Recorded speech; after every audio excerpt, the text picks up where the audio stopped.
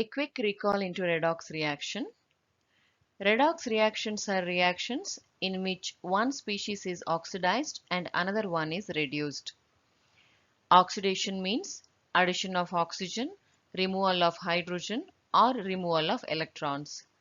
Reduction means removal of oxygen, addition of hydrogen, or addition of electrons. Few facts about redox reactions.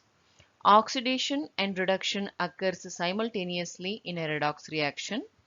It is not possible to have just oxidation or reduction reaction. Most common redox reaction which we see in our daily life is corrosion. When a metal is attacked by substances around it, like air, moisture, acids, etc., it is said to corrode and the process is called as corrosion. Famous metals which undergo corrosion are iron, copper, and silver. Pure iron looks like this and the corroded iron turns brown in color. Pure copper looks like this. This is the corroded copper which is green in color. Pure silver looks like this, shiny. Corroded silver looks black in color.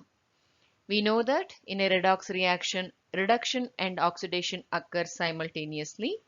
In corrosion, metals undergo oxidation and something else present in the system undergo reduction, that is usually oxygen. Chemistry of corrosion with iron. Iron gets corroded when exposed to air and moisture.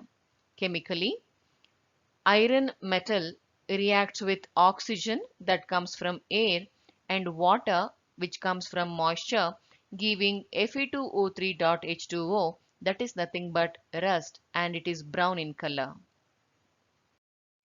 Two simple methods to stop corrosion are painting the metal. In this method, paint stops the metal from getting exposed to air and moisture, thus preventing the metal from corrosion. Second method is galvanizing the metal. Here, a protective zinc coat will be applied on the metal which has to be prevented from corrosion. Another redox reaction which we see in daily life is rancidity. Oils and fats kept for a long time undergo oxidation by reacting with atmospheric oxygen and moisture.